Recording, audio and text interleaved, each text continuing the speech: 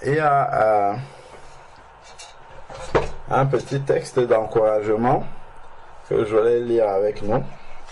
J'ai lu ça dans la semaine et ça m'a encore encouragé sur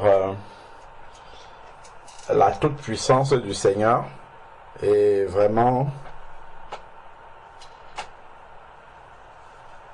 comment le Seigneur peut agir d'une manière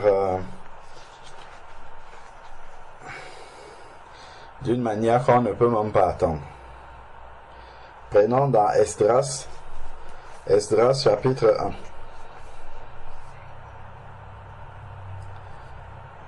Dans Esdras, c'est avant Néhémie, donc après les psaumes, en rentrant. Et il y a Job, après Job c'est Néhémie, et après il y a Esdras. Et c'est au chapitre 1.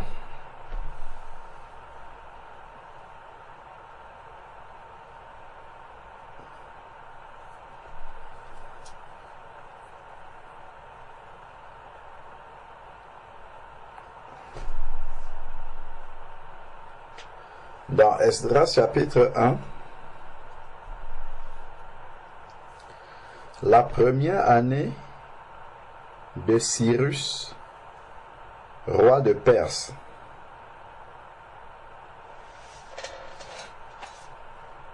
afin que s'accomplisse la parole de l'Éternel prononcée par la bouche du prophète Jérémie. Donc, j'ai regardé la référence, on va aller voir, avant de revenir continuer, c'est dans Jérémie 25, versets 11 à 12.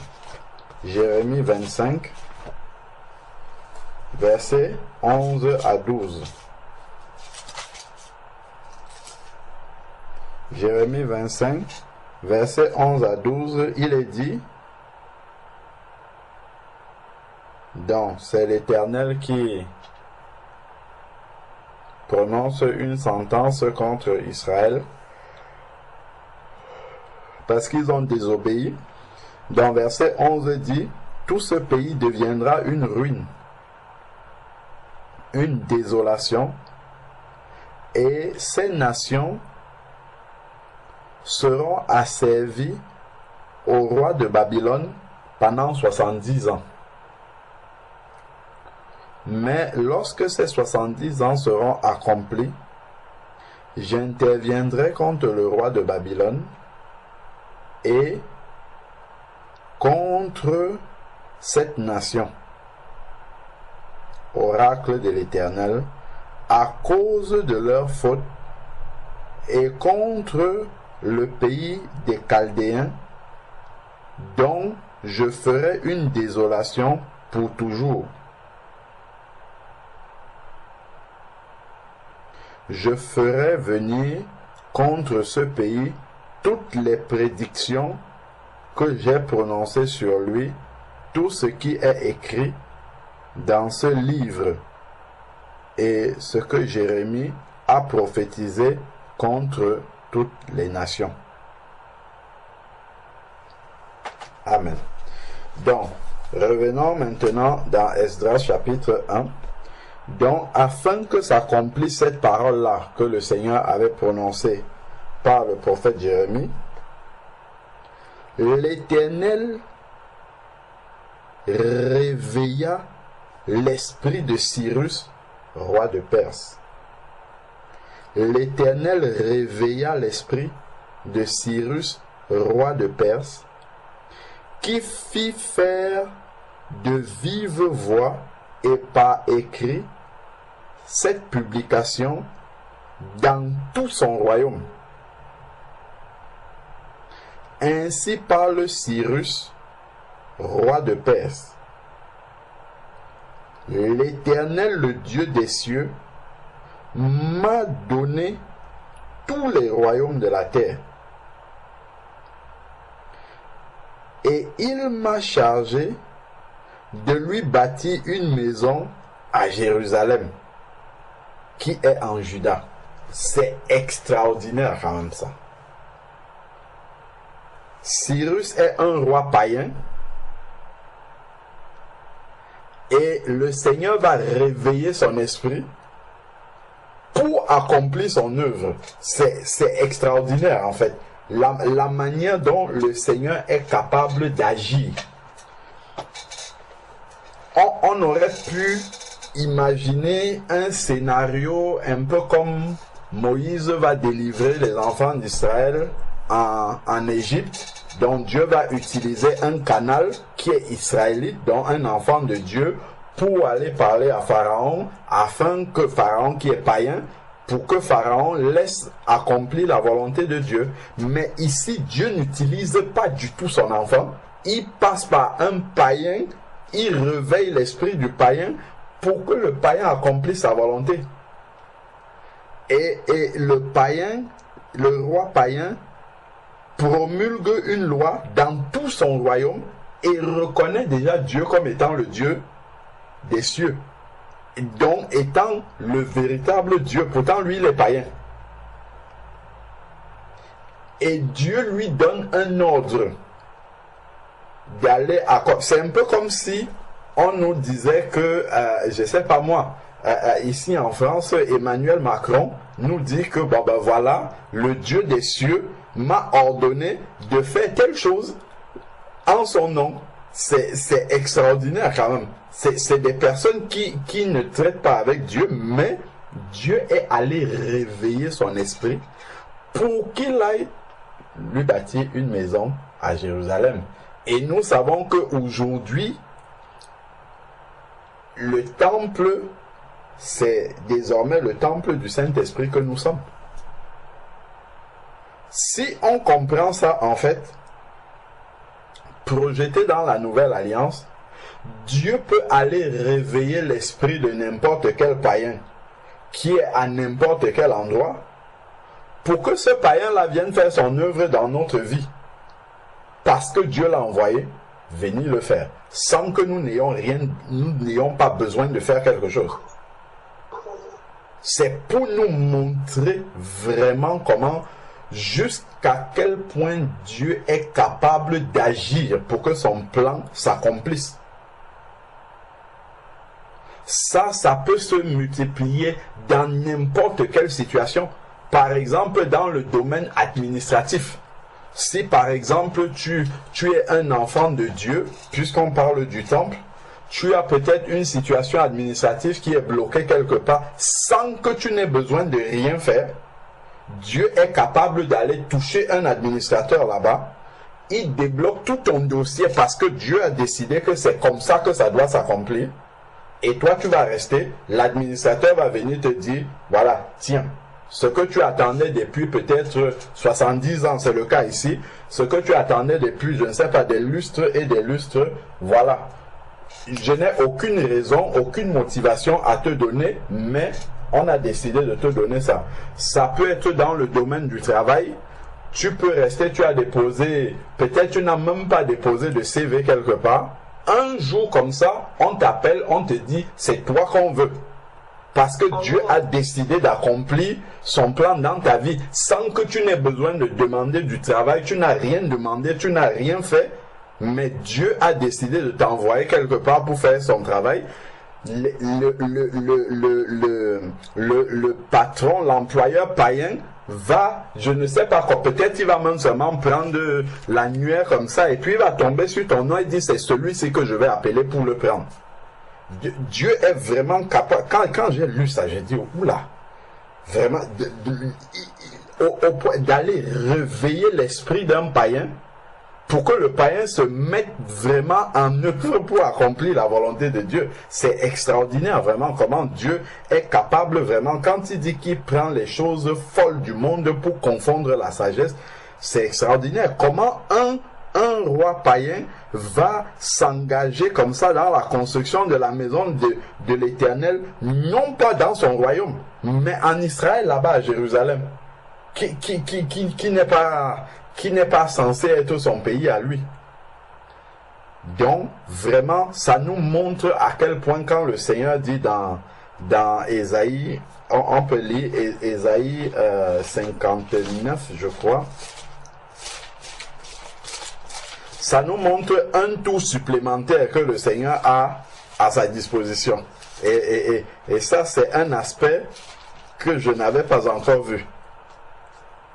Et je vois souvent le Seigneur passer par ses enfants pour aller toucher les païens, pour que les païens débloquent la situation, mais de passer par un païen comme ça sans faire intervenir son enfant. Ésaïe 59, verset 1, il dit « Non, la main de l'Éternel n'est pas trop courte pour sauver, ni son oreille trop dure pour entendre. » Donc la main de l'Éternel n'est pas trop courte. Donc, quel que soit l'endroit où il faut que l'Éternel étende sa main pour arriver, le Seigneur peut le faire. Il est arrivé, par exemple, qu'un enfant de Dieu soit dans une situation, je ne sais pas, déterminée, peut-être administrativement, quelque chose comme ça, et Dieu fait promulguer une loi. Le gouvernement, ils ne savent pas pourquoi ils ont promulgué cette loi-là. Ils font promulguer une loi. L'enfant de Dieu passe au travers je sais pas moi, au travers de cette loi-là, accède au bienfait que Dieu veut faire dans sa vie, et après peut-être la loi va sauter. C'est des choses qui sont certainement déjà arrivées à des personnes. Simplement parce qu'il y a un enfant de Dieu dans la vie duquel le Seigneur veut accomplir une partie de son plan. Et donc, il va utiliser comme ça, il va réveiller l'esprit des païens juste pour que le païen accomplisse une partie de son plan et puis que ça continue. Quand le Seigneur va dire dans Apocalypse, par exemple, qu'il ouvre une porte, personne ne pourra fermer, il ferme une porte, personne ne pourra l'ouvrir, on a un cas typique ici où le Seigneur fait comme il veut et il utilise le moyen qu'il veut. Parce que des fois, on a notre façon de voir la manière dont le Seigneur doit intervenir dans les situations, des manières de voir qui sont bien formatées, et on pense que Dieu est obligé d'entrer dans ces moules-là. Pourtant, Dieu a 1001 façons de débloquer une situation. Il peut débloquer une situation sans passer par nous du tout. La solution peut venir d'un endroit qu'on n'a jamais envisagé que ça pouvait être comme ça que le Seigneur débloque les situations. Donc, voilà le projet maintenant que le roi Cyrus a. Verset 2. Donc, voilà la publication qu'il a faite. Ainsi parle Cyrus, roi de Perse. Bon, non, ça on a lu déjà, verset 3, autant pour moi. Qui d'entre vous appartient à son peuple? Ça, c'est Cyrus qui demande ça. Qui d'entre vous appartient à son peuple? Que son Dieu soit avec lui. Et qu'il monte à Jérusalem, qui se trouve en Juda, et bâtisse la maison de l'Éternel, le Dieu d'Israël. Ce n'est même pas le sien. C'est le païen maintenant, le roi païen, qui va motiver les Israélites pour aller construire la maison au Seigneur. C'est vraiment un plan à l'envers en fait. Ouais. Les Israélites qui devaient être là à négocier pour que le roi les laisse partir, mais c'est le roi qui vient les motiver en disant vraiment, qui appartient à Dieu là parmi vous, allez-y construire la maison à Jérusalem, en Juda là-bas. Extraordinaire, ce plan de l'Éternel là. Alors, ensuite, maintenant, il dit, verset 4, de tous les endroits où séjournent tous ceux qui restent du peuple, les gens de l'endroit les muniront d'argent, d'or, de biens et de bétail avec des offrandes volontaires pour la maison du Dieu qui est à Jérusalem. C'est fort ça quand même. C'est-à-dire que le roi demande partout dans son royaume où il y a des Juifs qui habitent là, il demande aux autres populations de faire des présents, des cadeaux aux Juifs, en leur donnant de l'or, de l'argent, pour qu'ils aillent bâtir la maison de l'Éternel à Jérusalem avec. C'est-à-dire que des Perses, il demande aux Perses de son royaume de donner leur or, leur argent aux Juifs, pour que les Juifs aillent construire le temple de l'Éternel à Jérusalem avec ça. C'est extraordinaire quand même. C'est un peu comme si, je sais pas moi, le président des États-Unis ou bien de la France, il se lève et puis il dit, je sais pas moi, à d'autres employés, ok, désormais lorsque, je sais pas, le président Donald Trump, il dit, bon, allez, désormais, telle entreprise, lorsque chaque salarié prend son salaire, dans son salaire, il enlève par exemple 50%, il donne à un chrétien qui est dans ses environs. Imaginons un peu une telle loi. C'est extraordinaire. Et ça, on ne peut pas expliquer ça. Et il n'y a que Dieu qui est capable de faire une telle chose. C'est fort, hein? C'est-à-dire que, par exemple, si Dieu veut accomplir son plan, par exemple, il veut t'envoyer faire quelque chose, je sais pas, tu dois faire un travail pour le Seigneur, ou bien il veut exaucer une prière que tu lui as demandé, par exemple, tu as par exemple besoin, je sais pas moi, d'argent pour faire quelque chose pour la gloire de Dieu, et tu ne l'as pas. Dieu est capable de toucher ton employeur, sans que tu n'aies rien demandé, sans que tu n'aies rien mérité, sans que rien du tout, on t'octroie une prime que tu n'attendais pas pour rien. Dieu est capable de faire ça. Et puis tu vas aller faire le travail du Seigneur, comme ça.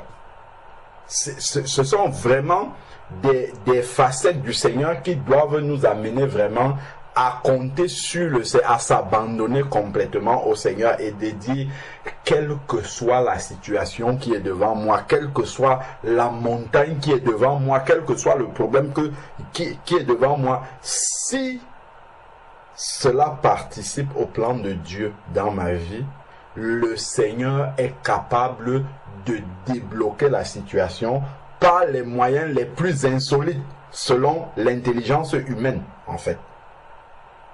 La solution est capable de venir des personnes ou des institutions dont on ne pourrait jamais s'attendre à ce que ce soit eux qui viennent nous. Par exemple, le trésor public, les impôts, c'est toujours à eux que nous on doit donner de l'argent. Imagine un peu, Dieu décide, le trésor public t'envoie un chèque de je ne sais pas combien de centaines de milliers d'euros parce que tu dois aller faire un travail pour le Seigneur. C'est des choses que Dieu est capable de faire. Et ça, c'est un ordre qui vient carrément du chef de l'État, là-bas au-dessus, du roi. C'est là où, quand nous voyons dans Romains chapitre 13, où la Bible nous dit que toute autorité vient de Dieu, on voit dans ce texte-ci, cela nous montre vraiment que ces autorités sont au service du Seigneur. Si le Seigneur veut intervenir pour incliner le cœur des rois, je crois qu'il y a un proverbe qui dit que le cœur des rois est dans la main du Seigneur. Si le Seigneur veut faire passer sa volonté, ben il le fait. Là, on a un exemple. Le Seigneur veut faire bâtir sa maison. Il aurait pu choisir Esdras et Néhémie, un peu comme Moïse, et leur dire, bon, vous allez voir Cyrus, et puis vous lui dites qu'il faut qu'on aille à Jérusalem pour construire. Non. Il réveille directement le roi, et le roi entreprend de faire le nécessaire pour qu'il ne manque rien pour aller rebâtir la maison de l'Éternel. Verset 5. Alors, les chefs de famille de Juda, de Benjamin, les sacrificateurs et les Lévites, tous ceux dont l'Éternel réveilla l'esprit, Donc, le Seigneur a réveillé l'esprit, non seulement chez le roi païen, mais même les Juifs qui étaient en déportation dans le royaume administré désormais par la Perse et qui était Babylone avant, eux-mêmes, ils avaient fini par s'endormir et oublier même la prophétie de Jérémie. Sachant que cette prophétie-là, c'était sur 70 ans, il devait s'arrêter. Eux, ils avaient oublié ça. Le Seigneur, parce qu'il y a une prophétie qui est accomplie, de la même manière, nous tous, il y a une prophétie sur nos vies. C'est pour ça qu'on dit que le Seigneur a des projets de paix et non de malheur pour nous. C'est-à-dire qu'il a des projets pour notre vie. Et ces projets-là, en fait, c'est une prophétie. On peut la connaître ou on peut ne pas la connaître, mais il y a une prophétie pour notre vie. Et donc, pour que cette prophétie-là s'accomplisse, Dieu est capable de mettre en place des plans comme celui que nous sommes en train de voir pour que le projet du Seigneur s'accomplisse jusqu'au bout. Donc, il va réveiller aussi l'esprit des Israélites. Tout ce dont Dieu réveilla l'esprit se levait pour monter au pays et bâtir la maison de l'Éternel qui est à Jérusalem. Donc, une fois que le Seigneur a réveillé leur esprit, ils se sont levés et il n'y a même plus de permission à demander au roi pour aller le faire. Ils ont immédiatement l'aval du... C'est même le roi qui les a motivés à partir. Donc ensuite, maintenant, tous ceux qui les entouraient leur apportaient une aide. Donc, les autochtones du pays de Perse, là où ils étaient en déportation esclave. Imaginez-vous un peu que vous êtes esclave et c'est votre maître maintenant qui vient vous faire des présents en vous disant bon, vas-y, fais ce que tu as allé faire dans ton pays là-bas et puis voilà. C'est extraordinaire quand même ça, la manière dont le Seigneur agit là. Tous ceux qui les entouraient leur apportaient leur aide sous forme d'objets d'argent, d'or, de biens, de bétail et de largesse, outre toutes les offrandes volontaires.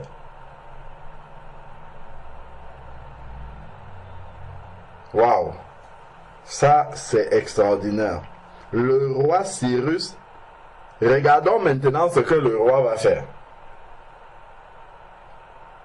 Le roi Cyrus rendit les objets de la maison de l'Éternel que Nebuchadnezzar avait fait sortir de Jérusalem et placé dans la maison de son Dieu. Nebuchadnezzar, quand il est allé annexer Jérusalem, il a récupéré les objets qui étaient dans le temple, il a ramené dans son royaume et il a mis ça dans la maison de son Dieu païen. Et Cyrus va sortir ça de cette maison-là et il va dire aux Juifs, voici les objets de la maison de l'Éternel, allez mettre ça là-bas à Jérusalem. Ça, c'est puissant quand même. Extraordinaire.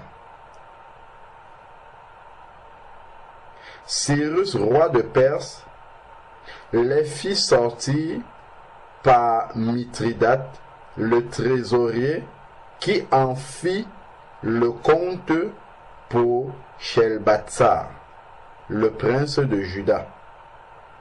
Et voici le nombre: 30 bassins d'or, 1000 bassins d'argent, 29 couteaux. Est-ce que le roi Cyrus n'avait pas besoin de ces objets-là pour davantage avoir une richesse plus importante et que l'on dise combien son royaume est florissant et riche? Mais il s'est séparé de tout ça pour accomplir la volonté de Dieu.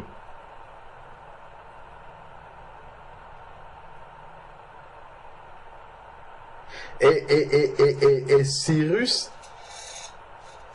quand nous regardons l'étendue de son royaume, ce n'était pas comme les présidents qui sont présidents d'un pays seulement. Le royaume sur lequel il règne, c'est plusieurs provinces. Hein. C'est énorme. C'est des continents, en fait, aujourd'hui. C'est sur des continents, en fait, qu'il règne. Mais il va se soumettre comme un enfant à la volonté de Dieu sans discuter. Il n'a même pas, on ne dit même pas qu'il a essayé de combattre avec cette volonté qui venait. Il a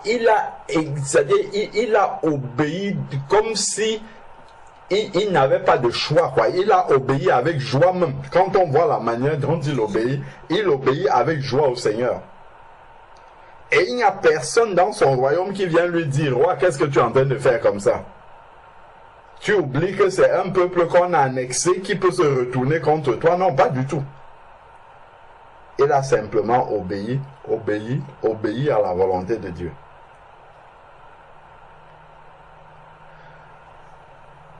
Alors, donc, Shalmaneser fit monter le tout au pays en même temps que montaient les déportés de Babylone à Jérusalem. Donc, c'était vraiment un sujet d'encouragement quand j'ai lu ça. Et cela m'a encore vraiment encouragé dans la toute-puissance du Seigneur et de savoir vraiment que quelles que soient les situations dans lesquelles on peut se trouver, quelles que soient les circonstances que ça soit les situations politiques des pays, économiques, les situations sociales, tout, Dieu, il peut faire ce qu'il veut, quand il veut, comme il veut. Il faut juste que ça participe à son plan, c'est tout. Si quelque chose rentre dans sa volonté, dans son plan, il est capable d'agir comme on a vu là. Donc, vraiment, cessons de pleurer devant le Seigneur. Seigneur, mon patron, il est trop méchant. Je ne peux rien attendre de lui. Seigneur, je ne sais pas moi, l'administration, mon bailleur, mon ceci, tout ce dont on croit dépendre là. Non, Seigneur, je ne peux rien attendre de... Le Seigneur est capable d'incliner le cœur de qui il veut. Si on attend une décision qui dépend du président de la République, qui dépend d'un enseignant, qui dépend d'un patron, qui dépend d'une autorité quelconque, le Seigneur, nous voyons là que vraiment le cœur de toute personne qui a une autorité de décision, et le cœur de ces personnes-là est dans la main du Seigneur. Et le Seigneur est capable de les amener à faire sa volonté au moment où il a décidé. Donc, ce que nous devons rechercher, ce n'est pas d'incliner le cœur de ces personnes-là, c'est de chercher la volonté de Dieu, c'est tout. Parce qu'une fois que on a la volonté du Seigneur, lui, après, pour l'exécution de cette volonté-là, il fait comme il veut. Il utilise, prend, il incline le cœur de qui il veut pour que, au final, son plan puisse s'accomplir. Amen. Amen. Amen.